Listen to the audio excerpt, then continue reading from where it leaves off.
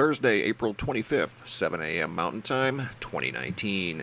Guys, we're going to take a look at some weather conditions currently underway around the world. We're going to start here in the United States, where we're at VentureSky.com, and we're looking at what we've looked at before with regard to severe weather, and we're looking at the lifted index, and you're seeing a canopy that extends from Louisiana all the way up into Clarksville, Tennessee, Louisville, Kentucky, parts of southern Indiana. This entire area, you see, especially in the Burgundies, could see severe weather today, much like they did yesterday. We're here at hailreports.com, and unfortunately there was a lot of damage in East Texas from this tornado here near College Station. There were 5 that were reported. There were reports of hail, high winds, and there could be a repeat performance today throughout Louisiana, Mississippi, Arkansas, Tennessee. So big heads up. That doesn't necessarily mean it's going to be in all of these locations. It just means conditions are favorable in these locations that are, especially in the Burgundy. They could see tornadoes again, large hail, flash flooding, high winds, everything on the menu. So just be ready here, guys. The canopy in that area is very unstable. We're going to look at it right here at weathercharts.com, and you can see it moving through East Texas into Louisiana, the southern states, clear up into Tennessee, Indiana, and even parts of Ohio, making its way up the eastern seaboard, becoming a very strong low pressure system on Friday night into Saturday, bringing high winds, heavy rain into New England, parts of New York, snow up into Canada, and then another system coming in behind it through the Great Plains or the upper Midwest, possibly snow again. See the purple? We talked about this a couple of days ago. Snow right through the middle of Wisconsin and parts of Minnesota. Granted, it won't last very long, but there is a chance for snow this weekend in those areas. We're looking at a very large, powerful cyclone that's getting ready to make a landfall right now as I do this video. We're here at Zoom Earth. This is zoomearth.com. These are the latest, well, they're within 48 hours old. These are satellite images in near real time in the southeastern part of South Africa, just across from Madagascar. In this area, there's an active underwater volcano in the Mayotte area. Let me take you to Google Earth. I want to show you what we're looking at here. I marked this yesterday as this is the direction the storm was heading. It formed very quickly.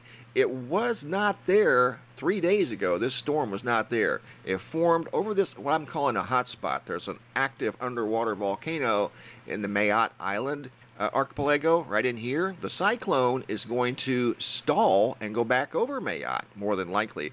At least that's what the models are showing, but I'm going to remove the weather feature. I want to go down here and look. These are the areas I marked yesterday based off of the current models, and it was showing a landfall right in here in a populated area, and this populated area extends inland. And here's what's going to happen. We're looking at Mukojo all through here, Pamba.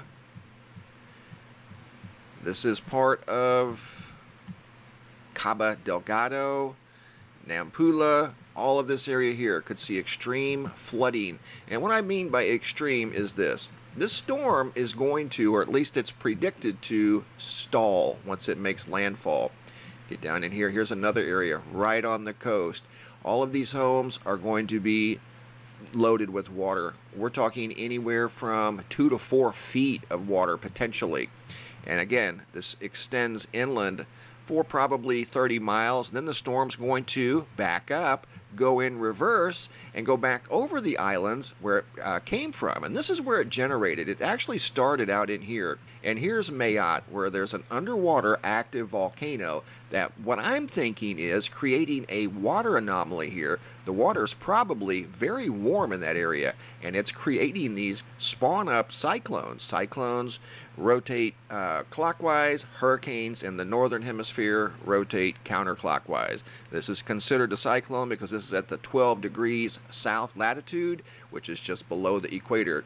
But anyway, this big storm system is going to create a very big problem over here for these people. So I hope there are people in position that can come in here and give these people some aid, because they're going to need it after the storm departs, probably sometime on Sunday. If we look at the storm here, once again at weathercharts.com, you can see this is the storm system right here, that low, that's 962. That's why we were talking about the low pressure system over the United States a couple of weeks ago when it reached like 969. I mean, that's cyclone, that's hurricane strength. So this one right now, it's at around 957, which is a Cat 4. I'm going to show you the storm right here. And there it is. That's going to make landfall as potentially a Cat 4, at least a Category 3. That's a very well-organized storm system that is packing a lot of precipitation. I've already looked at the precipitable water table on this thing, and it is loaded with water. Here's the thing. Let me show you what it's going to do. The models are suggesting that this thing is going to stall right there and back up, go back out over Mayotte, where it came from. It's going to sit there for 3 days. Let's just say mathematically, because everything is numbers, mathematically, if once it makes landfall, it comes down to a tropical storm, which that's what it's forecasted to do. Even remaining a Category 1 for over 24 hours, we all know what these storms are capable of doing. Let's just say that this thing sits here for the better part of 3 days. And if we go back to weathercharts.com, you can see the low pressure. Watch that L right here. It's going to stay in the same location until, check this out. Now we're at Saturday, it's still there. We're starting today on Thursday, it's making landfall right now. Friday, it's still there. Saturday, it's still there. Sunday, it's still there. And then it starts to dissipate Sunday into Monday. So we're looking at least 72 hours. And let's say that this storm has the potential to produce at least a half an inch of rain an hour. For 72 hours, that's 36 inches of rain in that area I just showed you on Google Earth. Right in here, they could see possibly quite easily 36 inches of rain. The storm is going to stall and create a huge mess. That storm there is going to create a very big flooding event. Talk about days of Noah on steroids. That's what it's going to look like. You can see it here at nullschool.net. The leading edge of this cyclone is making landfall right now as I do this video.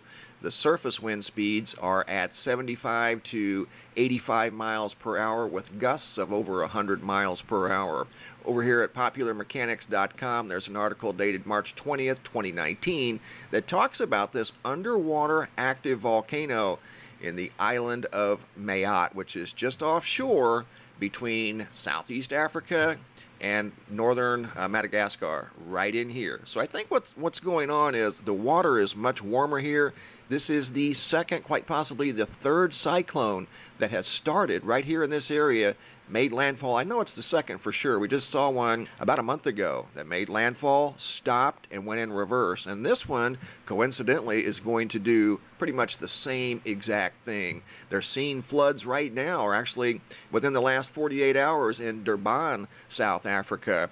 And we're all familiar with the East African Rift Zone, and I'm not saying that this is directly associated with the East African Rift Zone, but there was a lot of rain in Durban. I don't think that this storm system that we're looking at here is going to affect Durban. Durban is much further south, but this area here could see landslides, significant flooding, like I said earlier, quite possibly a days of Noah scenario on steroids. Incredible, guys, so big heads up. Here's some flooding that we recently saw in the United States.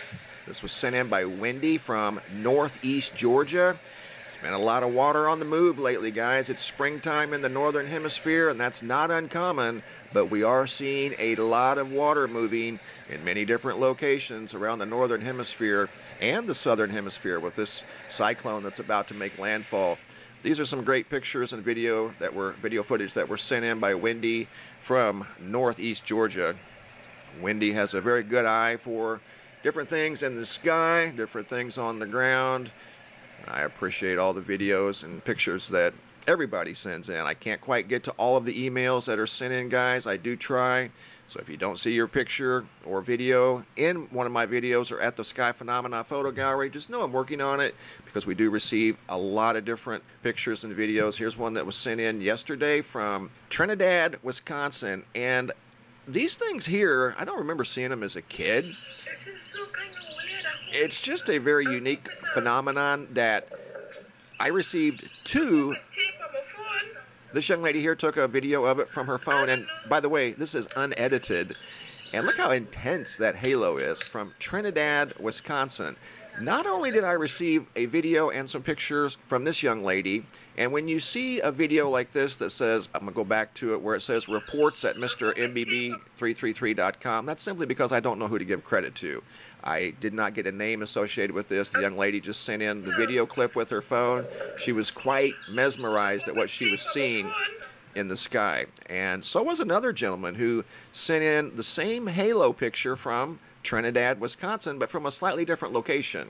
His name was Sunil. I just always use first name just out of privacy. This one was slightly edited, as you can see, but a very intense sun halo observed in Trinidad, Wisconsin. And I don't normally have this happen where two different people who don't know each other sent me pictures of the same phenomenon from the same location. So pretty cool, guys. I always like seeing those things because, got to be honest, I don't remember seeing those when I was a kid. They do kind of make sense, moisture in the atmosphere and the sun angle and a couple other factors involved, but those are very interesting, and I don't, like I said, don't remember seeing those when I was a kid. Got some more pictures to share with you guys, a few. I'm still trying to get through the photographs. Even right now, as I do this video, I've been working on photos this morning.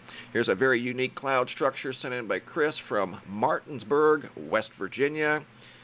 Really neat cloud structure sent in from Mesa, Arizona. Don't know the name of the individual, but I didn't see this one. It was in the Eastern Valley. I think she was looking to the northeast, and a very unique cloud system from Mesa, Arizona. This was sent in by Matt S. from St. Louis, Missouri. Gorgeous sunset. Good job, Matt.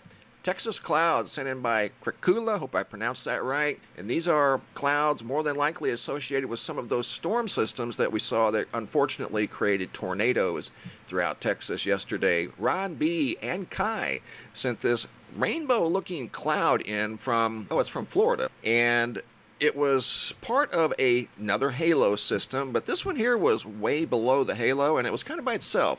And here's a picture of it behind a tree. It was very intense, so they took pictures of it. Ron took the pictures, and they were sent in by Kai. Again, that was from Florida. Melanie from Apple Valley, California. This is actually the moon with some sort of orangish red ring around the moon. She observed from Apple Valley, California. Last photograph sent in by Jordan. It was taken by Dave from Nebraska, and this was earlier in the week when they had some storms move through, and the atmosphere turned completely purple during these thunderstorms. So great observations, guys. Keep them coming. I always appreciate it. Don't forget to check out the website when you get a chance, MrMBB333.com. It's linked below every video in the description box. Thanks for watching. Have a super day and be safe out there.